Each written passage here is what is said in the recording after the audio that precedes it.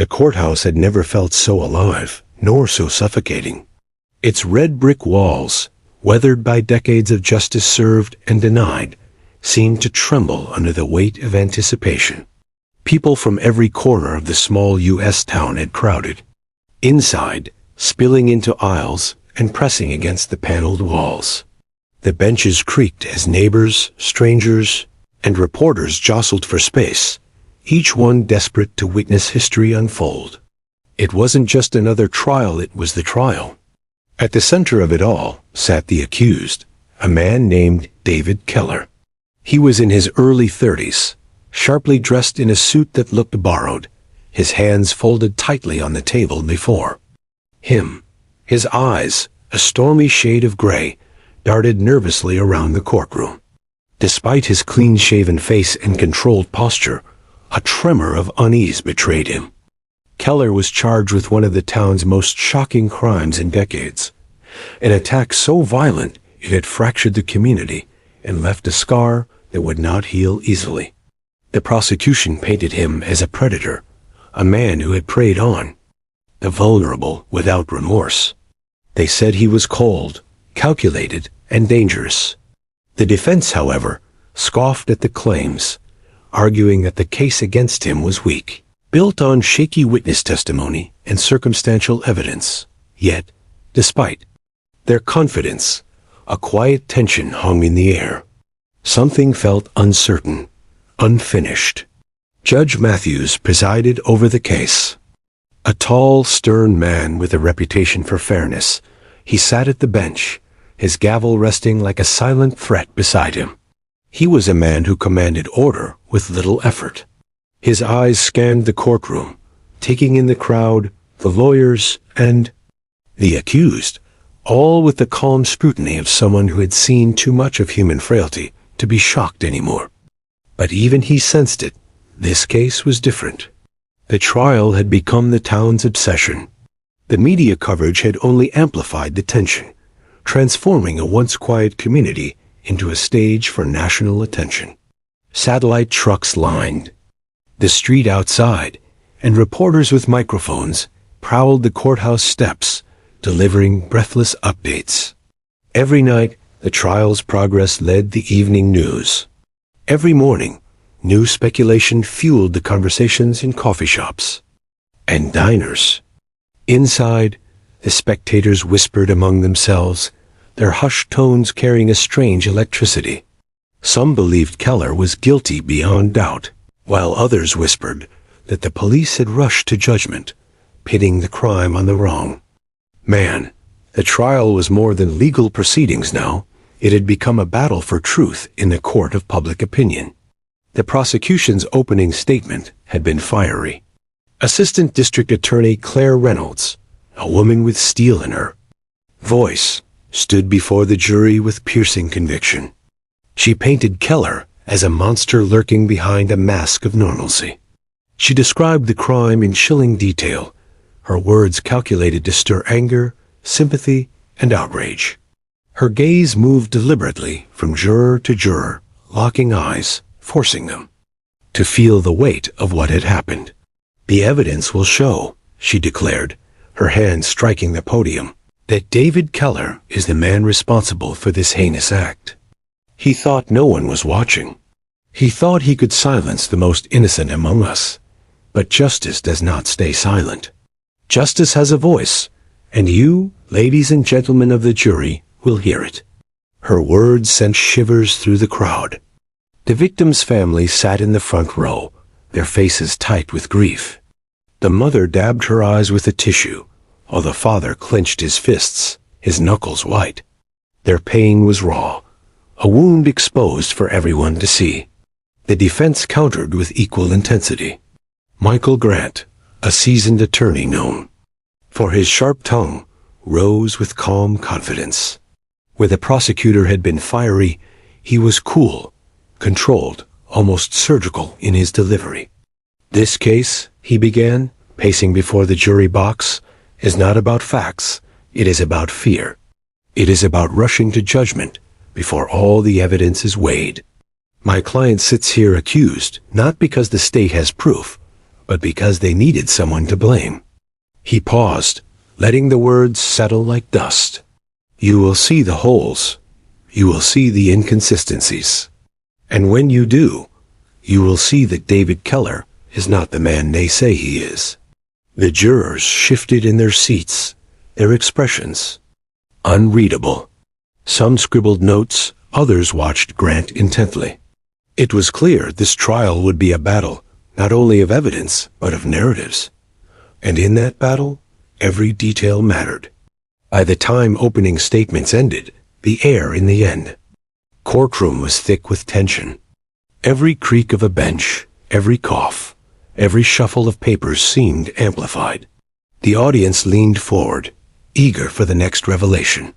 Yet beneath the legal theatrics and arguments, an undercurrent of unease lingered. It was the knowledge that a child, a mere toddler, was among the witnesses expected to testify. Few could believe it when the announcement had been made. A 3-year-old? The youngest ever to take the stand in the county's history. Some questioned whether a child that young could even understand the responsibility of telling the truth. Others wondered if placing her in the spotlight was an act of bravery or cruelty. But the prosecution insisted. She had been there. She had seen something no one else had. And what she carried in her tiny memory could either strengthen their case or dismantle it entirely. In the back rows, a journalist whispered to his colleague, "If they put that kid on the stand, this trial is over. One way or another, it's over." A murmur of speculation spread through the gallery. The defense smirked, already preparing to challenge her credibility. The prosecution held their ground, certain her testimony would bring clarity.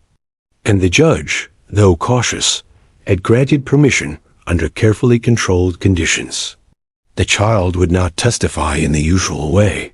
A police dog would be allowed by her side, trained to comfort young witnesses. It was a decision both unprecedented and controversial. That knowledge simmered in the background as the first day of testimony began.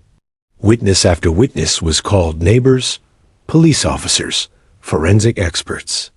Each spoke with practiced precision, laying out details that were meant to build a case, but their words often fell flat against the charged anticipation of what was to come. Everyone knew the trial's true turning point was not in these testimonies. It was waiting. It was small. It was 3 years old. By midday, the courtroom felt suffocating, heavy with the weight of expectation. The heat of the lamps glared off polished wooden surfaces, and beads of sweat rolled down the backs of spectators. Next, the defense objected repeatedly, sparring with the prosecution like gladiators, while the judge's gavel fell again and again, demanding order. Through it all, Keller sat quietly. Sometimes he clenched his jaw, sometimes his hands fidgeted, but mostly he kept his face expressionless, as if he were trying to disappear into his chair. He avoided the eyes of the family seated before him. He avoided the gaze of the jury. But every so often, his eyes flickered toward the door where witnesses entered, a shadow of dread crossing his features. Outside, the world waited. Reporters stood ready to broadcast every twist and turn. Parents clutched their children tighter, the crime having rattled the community's sense of safety. Businesses paused at lunch to watch coverage on mounted TVs. The trial wasn't just a case. It was a mirror reflecting the town's fear and hope. And in the midst of it all, one truth lingered, unspoken but undeniable. The smallest voice in the room might become the loudest. The trial was only beginning, but already it belonged not to lawyers or judges, but to a child who didn't yet know the power of her words. The announcement had landed like a thunderclap when the prosecution revealed that one of their witnesses was a child. A 3-year-old girl. Whispers spread through the courtroom like wildfire. Even in a town already electrified by the trial, the news unsettled people in ways the testimony of adults had not. Could a toddler, barely out of infancy, truly stand as a credible witness in a case so grave? The debate had simmered in every corner of the courthouse. Defense attorneys rolled their eyes and muttered about desperation. Reporters smelled a story that would ripple far beyond the town's borders. The judge had paused for an unusually long time before ruling on the matter. He had leaned back in his chair, steepling his fingers, his brow furrowed in thought. Finally, he allowed it with conditions. The witness would not testify in the ordinary sense. She would not face the full interrogation of lawyers, as adults did. Instead, the court had devised a plan meant to shield her from the full weight of the process, while still allowing her story to be heard. A support animal, a trained police dog, would be permitted by her side, and questioning would be gentle, monitored, and carefully controlled. Even with those safeguards, the idea unsettled many. The defense attorney, Michael Grant, saw an opportunity. He whispered to his team, "This will backfire on them. No jury in the world will put their faith in the words of a 3-year-old. If they're counting on her, they're finished." But Claire Reynolds, the prosecutor, stood resolute. To her, the child's presence was not a gamble, it was necessity. She had no illusions about the challenges. Children that young were unpredictable, their memories fragmented, their attention fleeting. But this girl, she believed, held the truth. And Reynolds knew the truth had a way of breaking through even the thickest defenses. On the second week of trial, the moment arrived. Courtroom seats were filled well before proceedings began, the murmur of anticipation louder than ever.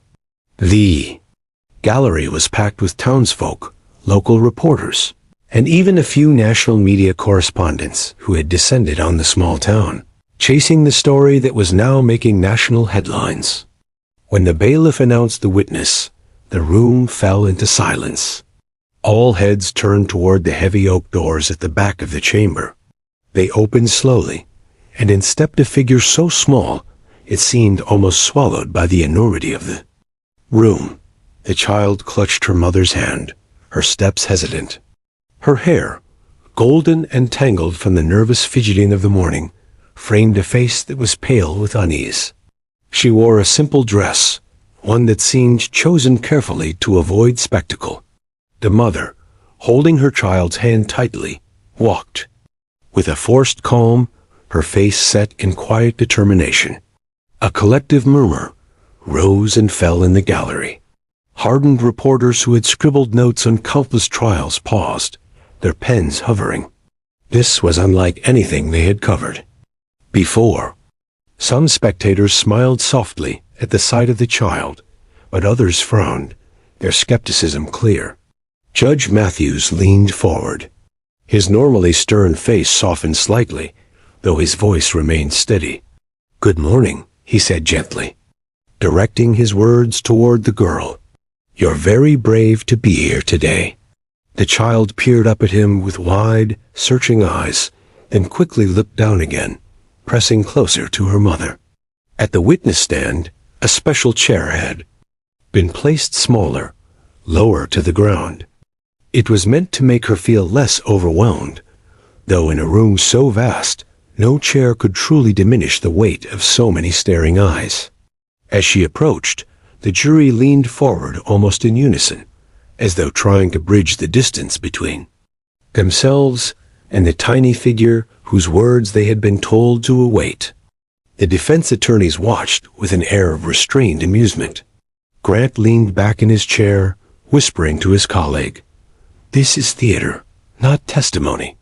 But his eyes never left the girl. The prosecutor's assistant stepped forward, holding a small microphone that could be clipped to the child's chair. They had worried her voice would be too faint to carry in the room. As the microphone was adjusted, the girl reached for her mother again, her bottom lip trembling. Then, with a quiet rustle, another figure entered the police dog. A collective murmur swept through the room as the golden retriever padded to the witness stand. His calm, steady presence contrasted the tension in the air. His coat glistened. Under the courtroom lights, and his eyes carried that patient, understanding look that only dogs seem to possess. Without hesitation, the child dropped to her knees, throwing her small arms around the dog's neck. Relief swept her face, and for the first time since entering the courtroom, she smiled. Even the most hardened skeptics in the gallery shifted at the sight. Something about the image, the smallest witness clinging to the gentlest guardian, pierced through the tension. Judge Matthews cleared his throat, regaining order, though his voice carried warmth when he spoke. "Please, make yourself comfortable," he said softly. The girl sat, the dog curled faithfully at her feet. Her small hand remained buried in his fur, her anchor against the sea of strangers staring her down. The sight silenced the courtroom into something almost reverent. Reynolds stepped forward, her usual commanding presence softened for this delicate moment. She crouched slightly, aligning her gaze with the child's. "Hi," she said gently, her voice more like a teacher's than a prosecutor's. "Can you tell us your name?" The child hesitated, her fingers tightening around the dog's fur. Finally, in a voice so faint the microphone barely caught it, she answered. A ripple went through the gallery. It was not just her name that carried weight, it was the fact that she spoke at all. Some had doubted she would say anything. Others believed fear would keep her silent. Yet here she was, speaking, her words like fragile glass held out before a room waiting to seize upon them. Grant leaned back further in his chair, suppressing a smirk. "Let's see how long that lasts," he muttered under his breath. But Reynolds continued patiently, guiding the child with soft, open-ended questions. She asked about the girl's favorite toy, about the dog beside her, about simple things that had nothing to do with the trial. Slowly, the child warmed, her voice rising slightly with each response. The jury listened with rapt attention. Their notebooks lay forgotten. No one cared about the usual details of forensic evidence or timelines. The very fact that this child was here, speaking, was extraordinary enough to command the full force of their attention. Then, at last, Reynolds' tone shifted, ever so gently. She leaned closer, her voice still soft, but tinged now with a gravity that filled the room. "Do you remember the day you came here before? The day when something happened that made you feel scared?" The child froze, her small body stiffening. Her fingers clenched into the dog's fur until their knuckles turned white. The room held its collective breath. She did not look at the prosecutor. She did not look at the jury. Instead, her eyes darted to the accused. Her gaze lingered for only a second, but it was enough to send a shiver through the courtroom. And then, without a word, she looked down again, hiding her face against the dog's ear. The silence that followed was deafening. The prosecutor's lips parted as if to speak again, but no sound came. The defense shifted uncomfortably, unsure, whether to be smug or unsettled. The jury exchanged nervous glances. For in that fragile silence, one truth became clear. The testimony of this child would not unfold in predictable fashion. She would not play by courtroom rules. She would speak when she chose, how she chose, and perhaps to whom she chose. And when she finally did, her words would not be whispered to adults at all. They would be spoken to the only soul in the room, who frightened her least, the dog at her side. The trial hung in suspense, teetering on the fragile voice of a child who had not yet spoken the words everyone feared and needed to hear. The courtroom had already been steeped in tension, but when the police dog padded in, the atmosphere shifted in a way no one could have predicted. For weeks, the town had argued about the propriety of allowing such an animal into a trial. Some claimed it was a distraction. Others said it was manipulation, an attempt to sway the jury with sympathy. But as the golden retriever stepped softly across the polished wood floor, even the harshest critics found themselves silent. The dog was large but not intimidating. His coat was a gentle golden hue, his gait steady and purposeful. He wore a vest embroidered with the words, "Court Facility Dog," though it was his calm, almost regal presence that commanded attention more than any badge or label. He was not here for the lawyers, nor for the judge, nor for the jury. He was here for her, the child who now sat trembling in a chair too big for her. The little girl's eyes lit up the moment she saw him. Her fingers, which had been nervously twisting the hem of her dress, unclenched. As the dog approached, she slid off her chair without hesitation and dropped to her knees, wrapping her small arms around his neck. It was as if she had been holding her breath since entering the courtroom, and only now, in the circle of his fur, could she exhale. A murmur rose in the gallery, softer this time, not the skeptical whispers that had accompanied her entrance, but something closer to awe. Even the most jaded onlookers could not deny the quiet beauty of the moment. Here, in a room built for confrontation and conflict, a fragile child found solace in a creature that asked nothing of her but trust. The jury leaned forward almost unconsciously. Many of them had dogs themselves, and in that instant, the sterile boundaries of the trial blurred. They no longer saw just a witness. They saw a little girl, clinging desperately to her source of courage. Judge Matthews, who had initially wrestled with the decision to allow the animal, cleared his throat but said nothing. His gavel rested, untouched beside him. Whatever personal reservations he had harbored, he could not deny what was unfolding before his eyes. The defense attorney, Michael Grant, shifted in his chair, feigning nonchalance. "A stunt," he whispered to his co-counsel. "Theatrics. They're using the dog as a prop." But his voice lacked conviction. The optics were undeniable. The jury was watching intently, not with skepticism, but with sympathy. He scribbled a note on his legal pad, but his pen hovered longer than usual. Even he could not entirely dismiss what the dog had accomplished in a matter of seconds. The child was no longer paralyzed with fear. Prosecutor Claire Reynolds seized the moment with quiet precision. She did not rush. She allowed the child time, space, and silence, letting the courtroom absorb the image before them. When she finally spoke, her voice was low, almost a whisper. "You're safe," she said gently, her words directed not only at the girl, but at the dog beside her. "Your friend is here. You can hold on to him if you want." The girl nodded, her cheek pressed against the retriever's ear. Her small hand dug deeper into his fur, and for the first time, her shoulders relaxed. The microphone clipped to her chair caught the faint rustle of fabric as she breathed more evenly. Reynolds continued, her tone conversational.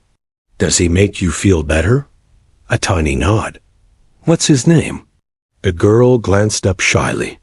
"Buddy," she whispered, so softly that the judge had to signal for her to repeat it. "Buddy," Reynolds echoed with a smile. "That's a very good name. He's here to help you, just like he helps other kids who feel scared." The defense attorney frowned but held his tongue. Objecting to a child being comforted by a dog would not only fail strategically, it would make him look cruel in the eyes of the jury. For now, he would watch and wait, biding his time. Reynolds allowed another pause before gently steering closer to the heart of the matter. "Do you remember why you came here today?" she asked softly. The girl hesitated. Her grip on Buddy tightened again, and for a moment, it seemed she might retreat back into silence. The gallery tensed, the air thick with expectation. Then, instead of speaking to the adults watching her, she lowered her face toward Buddy's ear. "Scary man," she whispered. The microphone caught it faintly. Gasps rippled through the room. Though the words were not directed to the prosecutor, they had been heard by all. The defense attorney shot to his feet. "Objection." She wasn't responding to counsel. "That was overruled," Judge Matthews said sharply, his voice carrying authority. "The statement was made in this courtroom, under oath. It stands." Grant sank back into his chair, his jaw tight. He scribbled furiously on his pad, though the lines of tension in his face betrayed his frustration.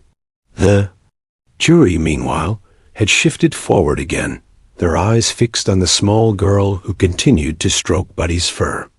To them, it did not matter whether her words had been directed at the prosecutor, the dog, or the air itself.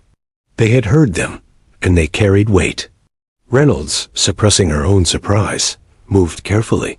She knew she had to tread lightly, not to push too hard. "Can you tell Buddy more about the scary man?" she asked gently, framing the question so the child would feel as though she was speaking only to her dog. The girl hesitated again, and whispered once more into Buddy's ear. The microphone caught fragments. Hurt, night, not safe. Each word struck like a hammer against the silence of the courtroom. Spectators shifted uncomfortably. Some covered their mouths. The victim's family wept quietly in the front row. Reynolds glanced toward the jury. Their faces were etched with a mix of sympathy and horror. No expert testimony, no polished witness, no forensic chart had managed to move them like this. The fragile, halting words of a toddler, confided to a dog, carried a raw authenticity that nothing else could match. Grant stood again, his frustration boiling over. "Your Honor, this is highly irregular. The child isn't even speaking to the prosecutor. She's whispering to a dog. This can't possibly be considered testimony." But Judge Matthews leaned forward, his expression hard. "Mr. Grant, the court approved these conditions with full understanding of their implications. The witness is under oath. If she chooses to communicate through the comfort of this animal, so be it. Sit down." The defense attorney slammed his pad onto the table but obeyed. The child continued, still whispering into Buddy's ear, each fragment caught by the microphone. Her voice trembled, sometimes breaking, but the words emerged nonetheless.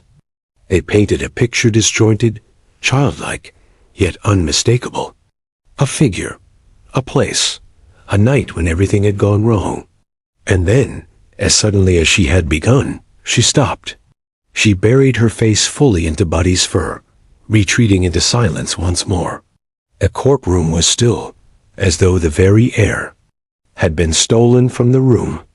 In that silence, everyone knew the course of the trial had shifted, not through legal arguments or expert witnesses, but through the simple, fragile courage of a child who had found her voice only through the trust of a dog.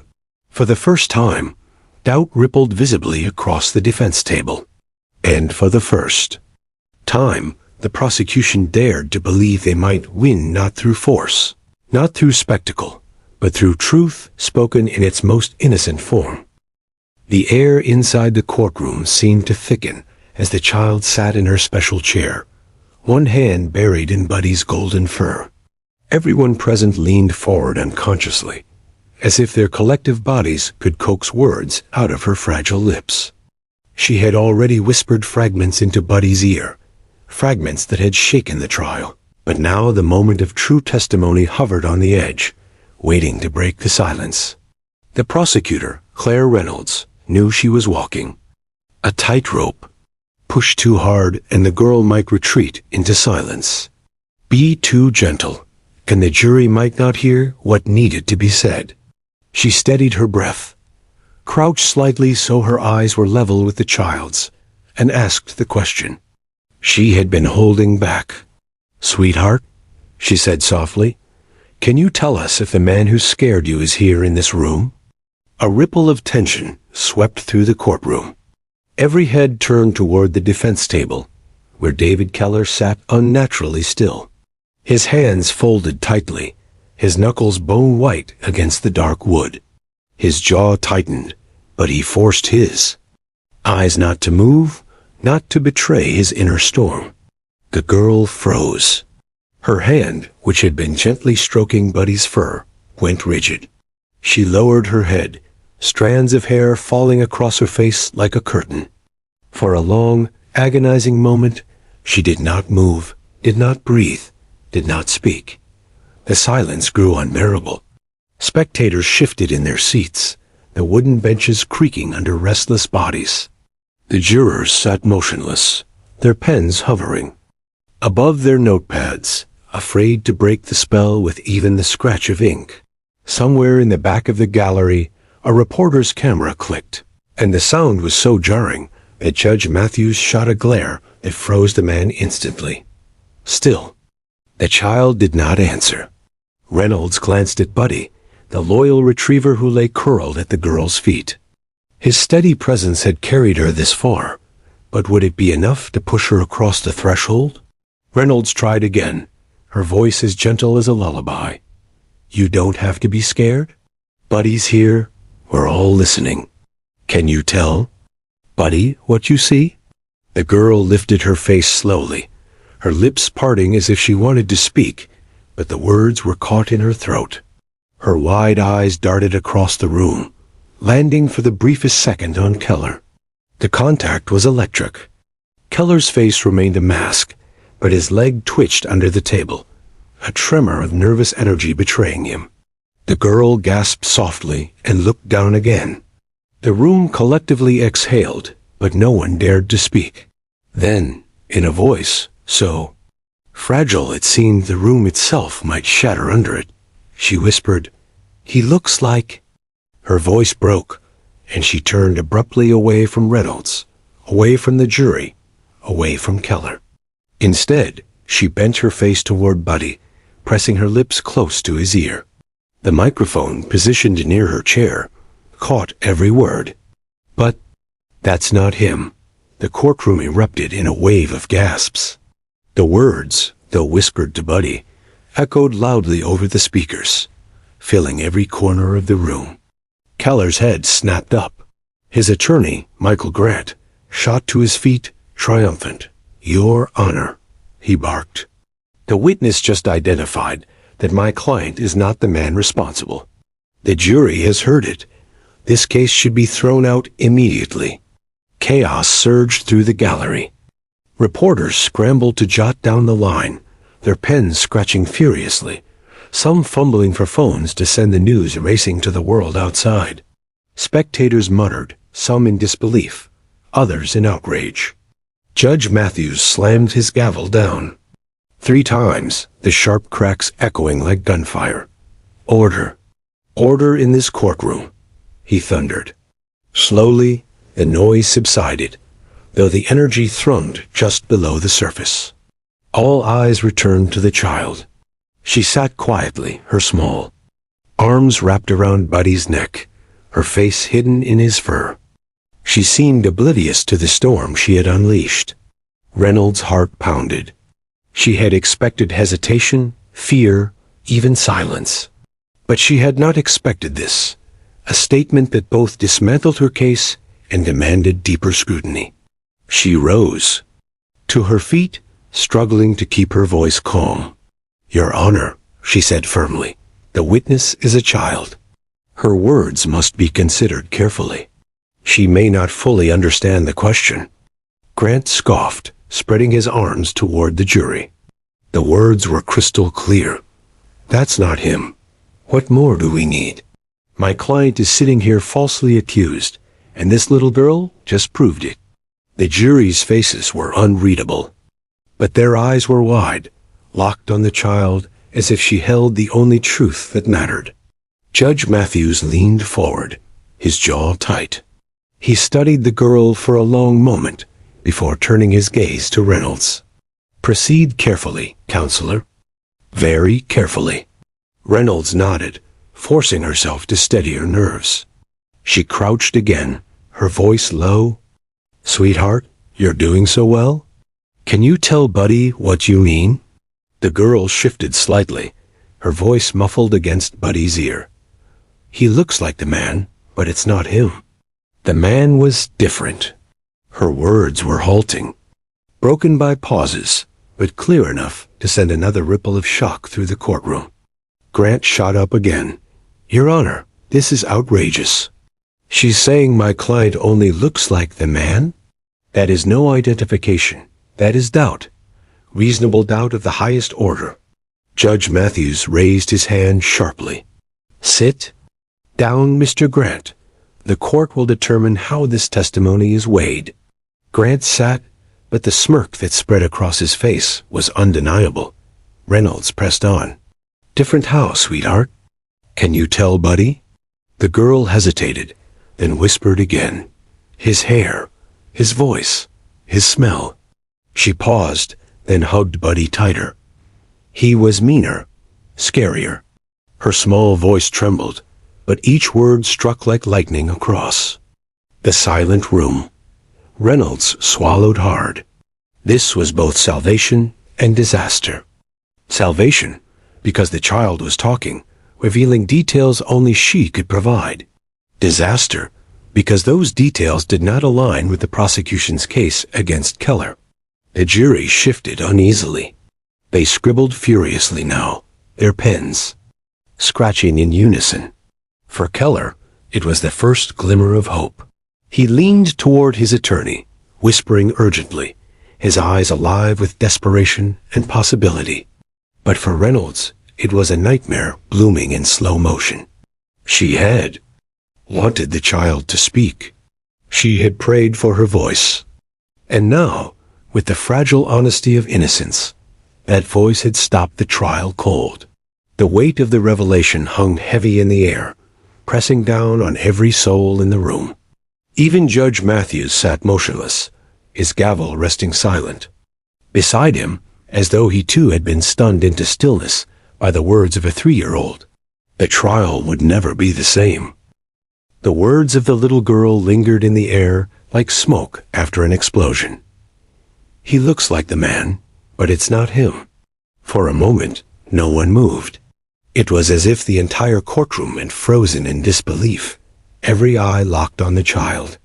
Clinging to Buddy, her small arms were wrapped around the golden retriever's neck, her face buried in his fur, as though she could hide from the world she had just shaken. Then the eruption came. Spectators gasped aloud, the sound swelling into a wave of chatter that filled the room with nervous energy. Reporters' pens scratched furiously, some fumbling to press record on their devices, knowing history was unfolding before them. A woman in the gallery whispered too loudly. She just said, "It's not him," and was immediately hushed by those around her. At the defense table, Michael Grant was already on his feet, his voice booming with the confidence of a man who had just been handed the case of a lifetime. "Your Honor, we've heard enough," Grant declared, sweeping his arm toward the jury as if they were his audience.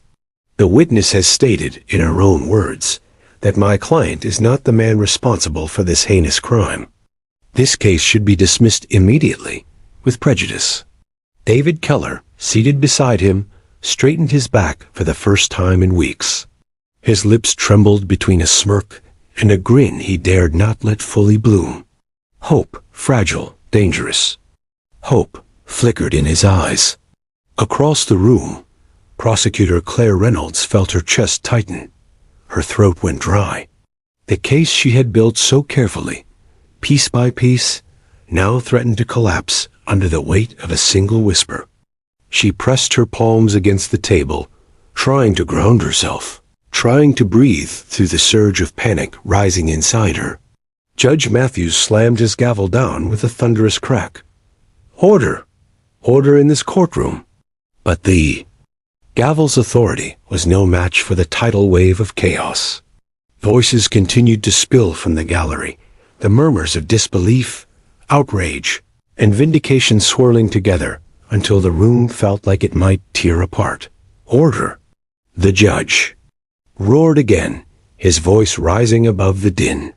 "If this courtroom does not come to silence immediately, I will have the gallery cleared." Gradually, the noise subsided, though the tension remained thick as fog. Every gaze returned to the small girl, who sat unmoving, still whispering only to Buddy, as though the courtroom did not exist. Judge Matthews exhaled sharply, his hand gripping the gavel, but no longer striking it. "Mr. Grant," he said sternly, his voice a warning wrapped in gravel, You will sit down and refrain from making demands until this court has fully heard the matter." Grant, chest puffed and eyes blazing with triumph, allowed himself a slow, deliberate lowering back into his chair. "Yes, Your Honor," he said, though his tone dripped with self-satisfaction. Reynolds knew she had to act quickly. She rose to her feet, her voice measured but urgent. "Your Honor, the witness is a child, a very young child. Her words should not be misconstrued as final testimony. We must allow her to clarify, to explain what she means. Anything less would be a disservice to justice." Grant shot back instantly, his voice like a whip. "Clarify?" She was perfectly clear. The prosecution is scrambling to twist the words of an innocent child into something useful for their failing case. This is desperation, nothing more. The jury's eyes shifted between the two attorneys like spectators at a tennis match. Some jurors leaned forward, intent on every syllable. Others glanced nervously at Keller, measuring him anew. Judge Matthews massaged his temples with one hand, the weight of the moment pressing visibly against his years of experience. Finally, he looked toward the girl. She sat still, clutching Buddy, her small chest rising and falling in quick, shallow breaths. The dog, sensing her turmoil, nudged his nose gently under her hand, grounding her. The judge's voice softened. "Sweetheart, you're very brave. No one here wants to scare you. But we need to understand what you meant. You said the man looks like him, but it isn't him. Can you tell us more?" The child did not lift her face. She whispered something into Buddy's ear, her lips moving against his golden fur. The microphone picked up fragments, but not enough to piece together her words. Reynolds stepped closer, her voice gentle. "You're safe, sweetheart. Buddy's here. No one can hurt you. Just tell Buddy what you saw." The girl's shoulders trembled. Slowly, she lifted her head, her tear-filled eyes scanning the courtroom. They landed for a split second on Keller, who sat rigidly at the defense table, his stare locked on her with unnerving intensity. She flinched, then turned quickly back to Buddy. Her voice broke the silence. The man had eyes like him. But his voice, it was louder, meaner, and he smelled like smoke. The words cut through the room like a blade. Grant leapt to his feet again, hands slamming onto the table. "Your Honor, this is absurd. We are now relying on a child's description of smell to convict a man? This is nothing but conjecture. This trial has become a circus." "Sit down, Mr. Grant," the judge thundered, his gavel striking the bench once more. But Reynolds seized the opening, her voice firm and clear. "Your Honor, the child is providing critical sensory details that may connect to other evidence. The smell of smoke, for instance, is consistent with witness reports from the night of the incident. We cannot dismiss this testimony." The jury murmured quietly among themselves, exchanging glances, their pens scratching rapidly. Keller shifted uneasily, his earlier confidence cracking just enough for Reynolds to notice. She locked her eyes on him, then turned deliberately back to the jury, letting them see the shift in his composure. For the first time, she saw doubt flicker across their faces. Doubt not about the girl, but about the man sitting at the defense table. The chaos of moments earlier had left the courtroom shaken, but as silence reclaimed the room, one truth became undeniable. The trial would no longer be fought on facts alone. It would be fought on perception, on emotion, on the fragile yet powerful words of a 3-year-old child and the dog at her side. And in that silence, everyone understood. The stakes had just risen higher than ever. The courtroom sat in uneasy silence, the air thick with tension after the child's last words. Jurors exchanged wary glances, the weight of the trial pressing heavier upon their shoulders. For a moment, it felt as though the entire case balanced. On a razor's edge, one wrong word could tip it forever. Claire Reynolds straightened her back, forcing herself to breathe evenly. Every instinct screamed at her to seize the moment before it slipped through her grasp. She knew Michael Grant, sitting smugly across the aisle, would not wait long before launching his next attack. And sure enough, he rose. "Your Honor," Grant began, his voice dripping with feigned patience, "we have now subjected this courtroom to the unfiltered ramblings of a toddler. Let us not forget, this is a 3-year-old child, unable to discern reality from imagination. The jury cannot, must not, be swayed by the vague impressions of smell and tone." "Judge." Matthews fixed him with a weary glare. "Mr. Grant, you will remember to show respect to all witnesses, regardless of age." Grant spread his hands dramatically, as though misunderstood. "Of course, Your Honor, respect is my intention. But respect does not mean accepting unreliable testimony. We are deciding the fate of a man's life. A child's fear should not outweigh evidence, or lack thereof." His words rippled across the jury box, some nodding slightly, others frowning. Reynolds saw the danger immediately. Grant was doing what he did best, planting doubt, weaving it like smoke into every corner of the courtroom. She stood quickly, her voice sharp and unwavering. "Your Honor, the defense would like you to believe this child's courage is meaningless, that her words, spoken with Buddy by her side, are the mere imaginings of a frightened toddler. But the truth is, her memory, her sensory recall, carries powerful weight, and it matches details corroborated by other witnesses. To dismiss her testimony is to dismiss the pursuit of justice itself." The clash of their voices turned the air electric, each sentence cutting into the other like dueling blades. The judge raised his gavel again, but before striking it, his gaze softened, landing on the child who still clung to Buddy. Her tiny hands twisted nervously in the dog's fur, her eyes darting around the room. "Enough," Judge Matthews said firmly, his tone gentler now. "This courtroom will not become a stage for theatrics. The witness will be given time to rest. Court will reconvene after a recess." The gavel fell, and with it came an exhale of relief from everyone in the room. As the jurors filed out, escorted by deputies, whispers filled the gallery again. Reporters buzzed with speculation, their phones already firing updates to newsrooms across the country. What had begun as a standard criminal trial was now unraveling into a story gripping the nation. Reynolds gathered her files with shaking hands. She felt the case slipping, but she also sensed an opportunity, if she could find a way to anchor the girl's words to solid evidence. She needed a lifeline. "Claire," Detective Morris said quietly, stepping beside her. His face bore the same exhaustion etched into hers. The kid's testimony shook Keller more than he wants anyone to see. "Did you catch his reaction when she mentioned the smell of smoke?" "I did," Reynolds replied, her voice hushed. He flinched. "Just for a second, but I saw it." Morris nodded grimly. "We never tied him to that fire down by the warehouse, but there were whispers. If the kid smelled smoke, maybe she's connecting him to something the rest of us overlooked." Reynolds bit her lip, her mind racing. A thread was there, fragile but real. If she could pull it, maybe the entire defense would unravel. Across the aisle, Grant leaned close to Keller, his voice a low growl.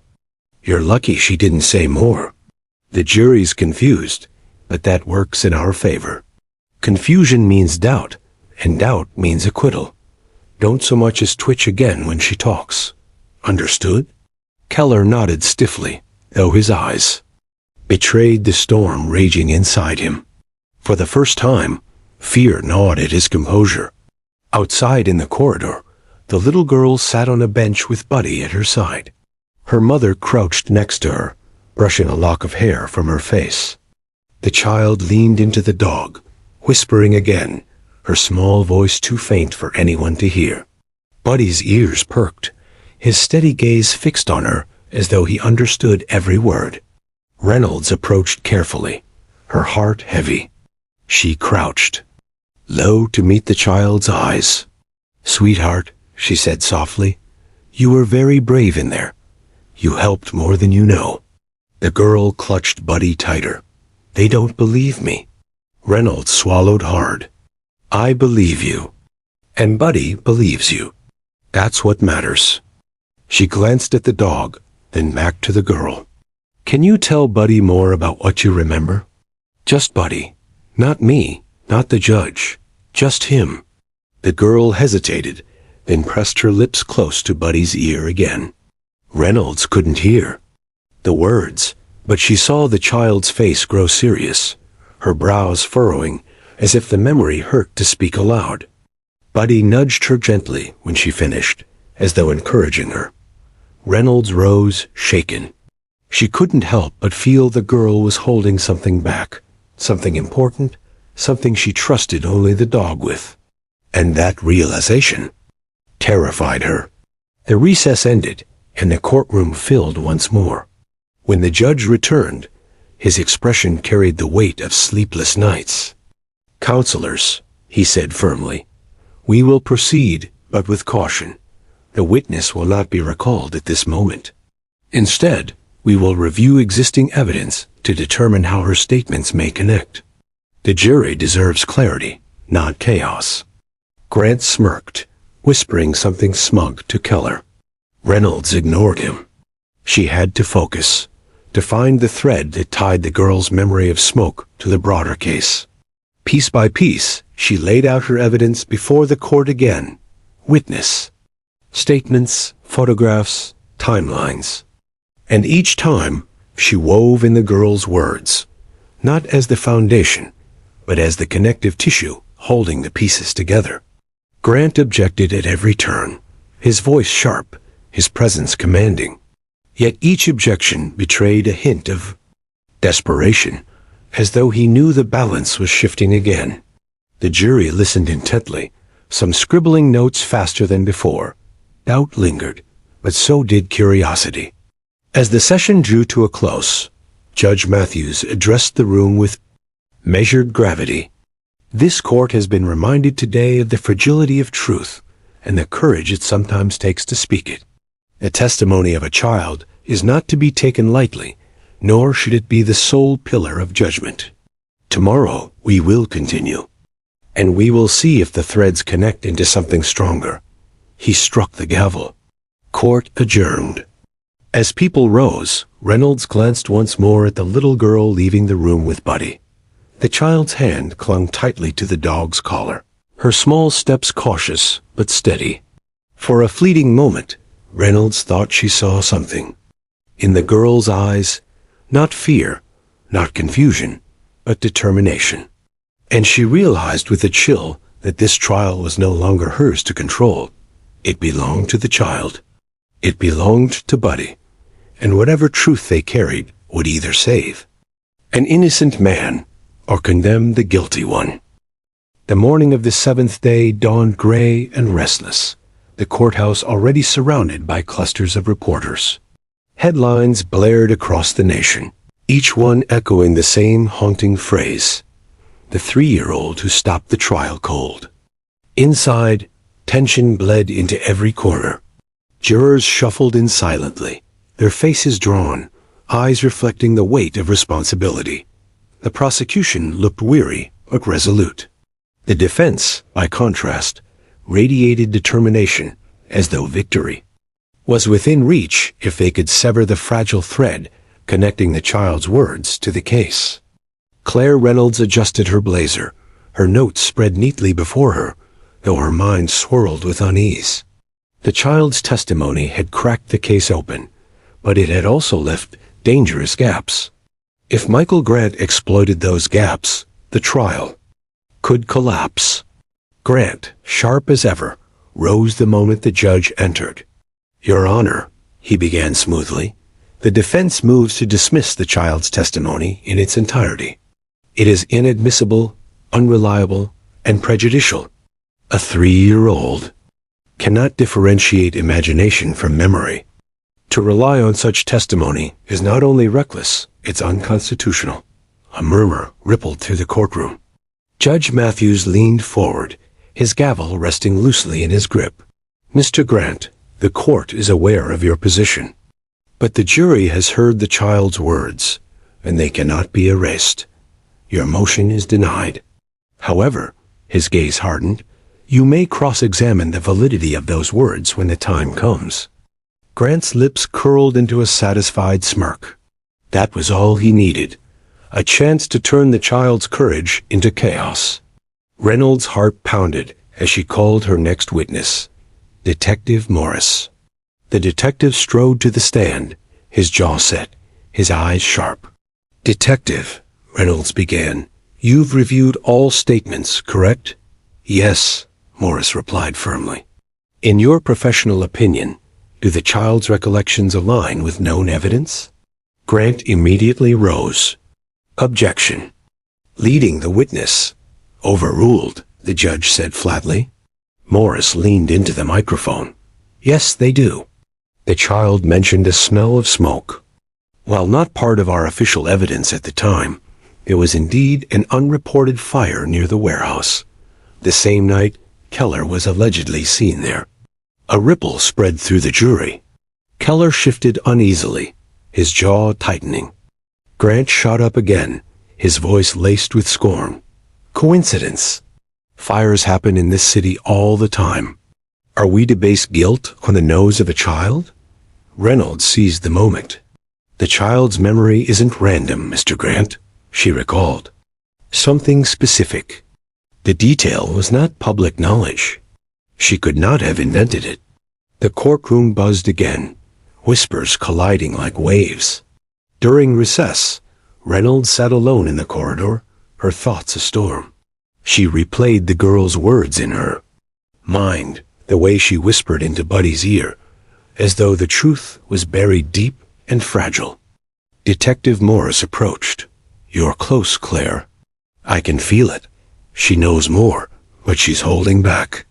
Reynolds nodded slowly. Not because she doesn't want to tell us. Because she doesn't feel safe telling us.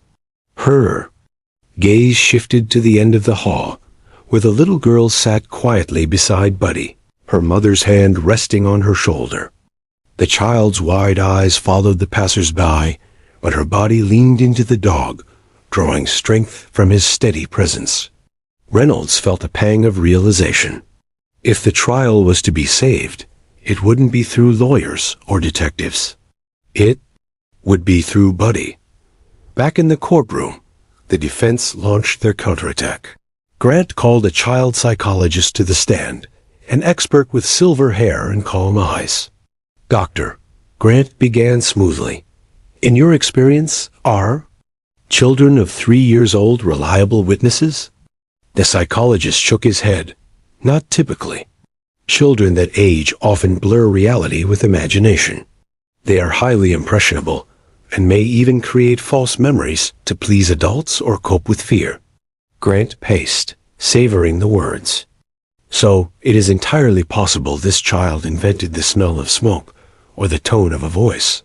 Yes, that's possible. Grant turned dramatically to the jury. Ladies and gentlemen, there you have it. What this case hinges upon, the child's so-called memory, is nothing more than a fantasy, a ghost conjured in a frightened mind. The defense's words hung heavy in the air. Some jurors nodded, others frowned. Doubt spread like ink. In water, Reynolds rose quickly for cross-examination, her voice cutting like steel.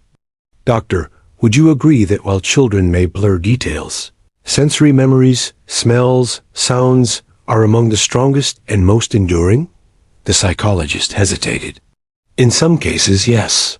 And would you also agree that when a child repeats a detail not introduced by others, it increases the likelihood that it is genuine memory, not suggestion? The doctor nodded reluctantly. Yes. Reynolds locked eyes with the jury. Then let us be clear. This child did not invent a monster under her bed. She recalled a detail no one else mentioned. A detail that aligns with hidden facts. That is not fantasy. That is truth. The courtroom stirred again, uncertainty shifting back toward belief. The trial dragged late into the evening. When the judge finally adjourned, exhaustion lay heavy on every face. Yet Reynolds couldn't shake the unease gnawing at her. The girl had given them enough to wound the defense, but not enough to destroy it. Something was still buried, locked, away inside her fragile mind. That night, Reynolds sat in her office long after the courthouse lights dimmed. Files lay scattered across her desk, photographs, timelines, reports, all circling the same truth that refused to emerge. She rubbed her temples, the weight of the case pressing down like stone. And then her phone buzzed. A text from Detective Morris. "Meet me tomorrow early." I think the girl said more to Buddy than anyone realizes. Reynolds froze, staring. At the screen, her pulse quickened. What had the girl entrusted to the dog that she hadn't spoken aloud? The next morning, before court resumed, Reynolds joined Morris in a quiet training room where Buddy rested. The dog lifted his head as they entered, his eyes calm and alert. The little girl sat nearby, humming softly as she stroked his fur. "Sweetheart," Reynolds said gently, kneeling before her. "Yesterday, when you told Buddy something, it seemed very important. Can you tell him again? Just him. Don't worry about us." The girl nodded slowly, leaning close to Buddy's ear. Her lips moved silently, her small hand gripping his collar. Buddy listened, utterly still, as though every word mattered. When she finished, she pressed her face into his fur, her shoulders trembling. Reynolds felt a chill run through her. She didn't know what was said, but she knew it was more than before.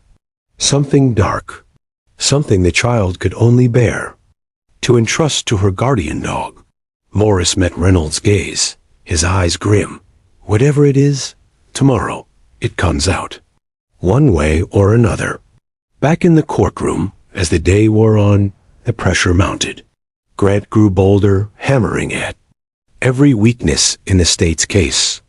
Keller sat with cold confidence, his eyes gleaming with the hope of freedom. But Reynolds knew the balance was about to shift. Because tomorrow, the little girl's shadowed memory, the truth she whispered only to Buddy, would finally be brought to light. And when it did, the trial would never be the same. The last day of the trial began with an almost unnatural stillness. Reporters crowded the courthouse steps, their microphones thrust toward anyone who passed. The phrase had already become a national refrain, the little girl who spoke to a police dog. But inside the courtroom, it was not a headline. It was a storm waiting to break. Claire Reynolds rose before dawn, pacing her apartment, rehearsing every possible move in her head. She knew today was the day the child's final memory would surface. Whether it would save the case or destroy it, she couldn't yet tell. What she did know was that the weight of justice and a child's fragile courage rested on what happened next. Detective Morris met her on the courthouse steps. His eyes were steady, but his voice low. "She whispered something yesterday to Buddy, something dark.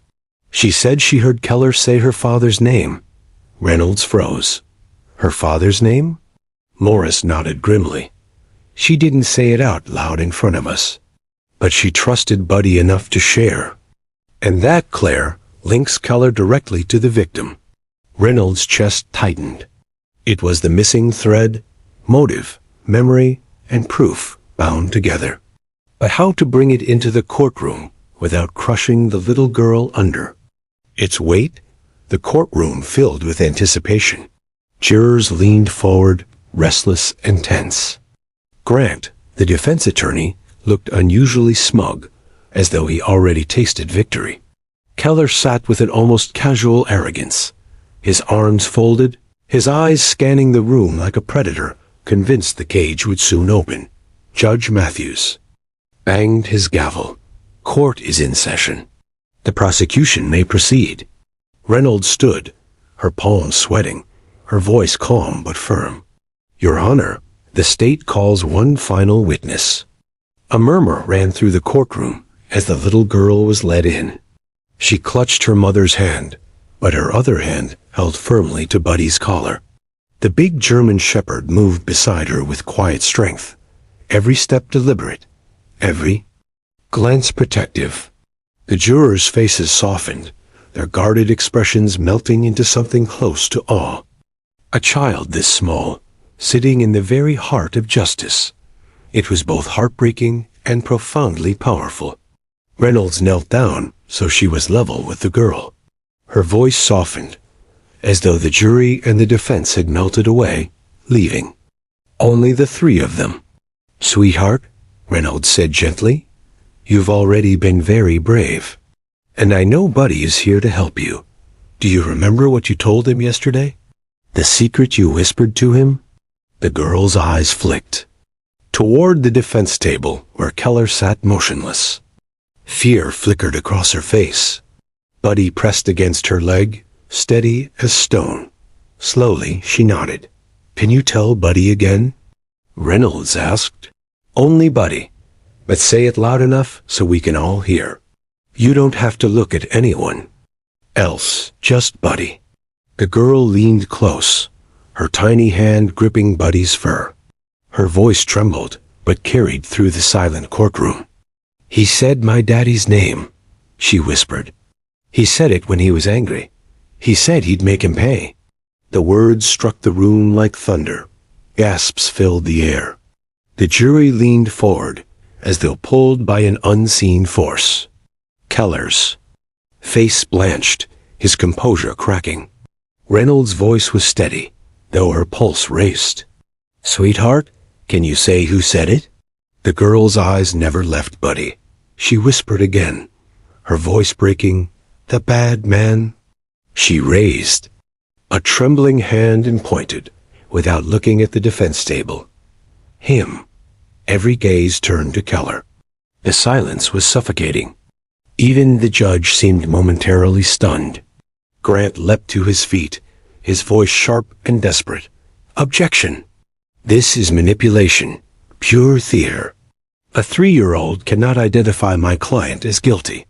This entire proceeding is a circus." But Keller shifted uncomfortably in his seat, his jaw tightening, a muscle twitching near his temple. The mask he had worn so carefully was beginning to tear. Reynolds turned calmly to the psychologist who had testified earlier. "Doctor, you stated that children often blur fantasy and reality. But do children invent names they've never heard?" The psychologist shook his head slowly. "Not typically, no.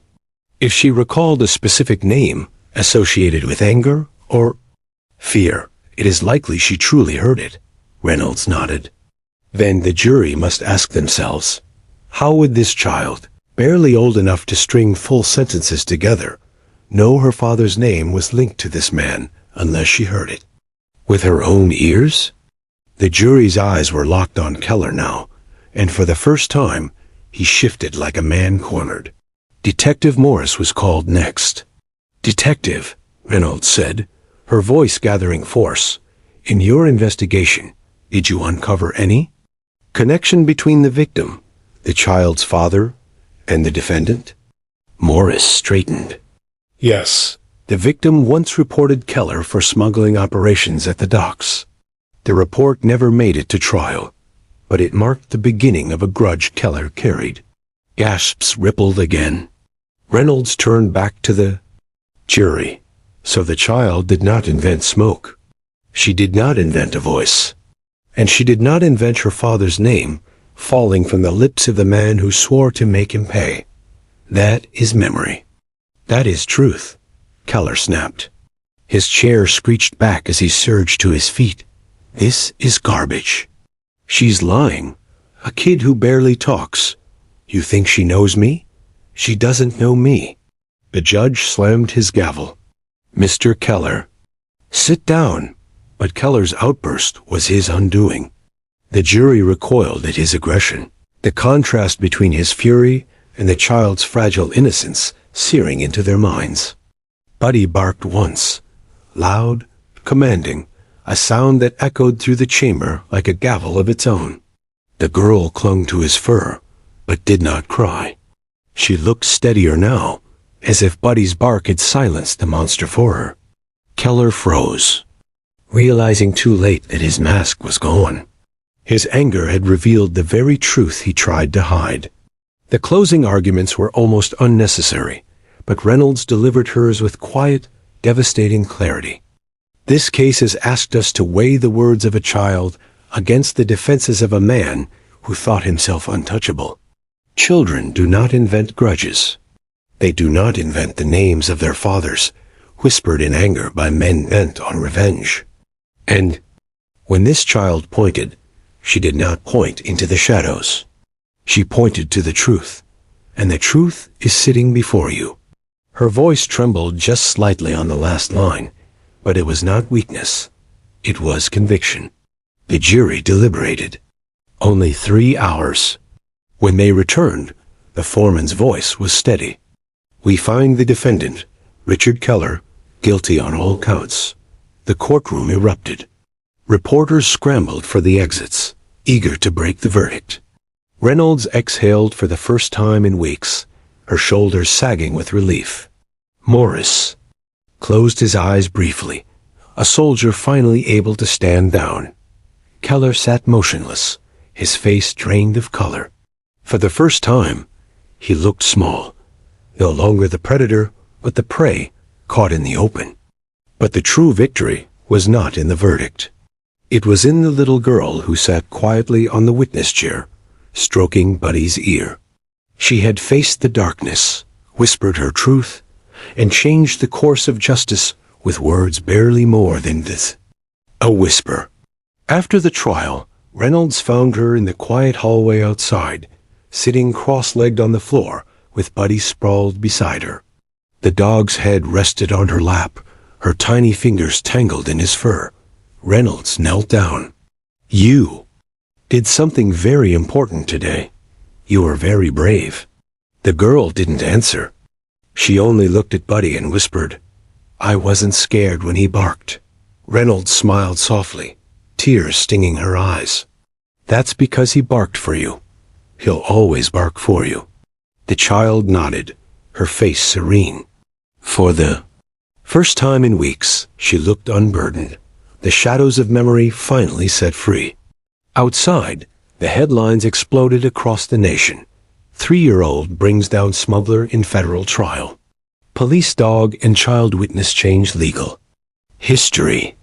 The bark that sealed the verdict. But behind every headline, the truth was quieter, deeper, more enduring. A little girl who had faced fear, a dog who had carried her courage, and a justice system that had paused long enough to listen to the smallest voice in the room. And sometimes, Reynolds thought as she walked out into the evening air, it was the smallest voices that carried the most power.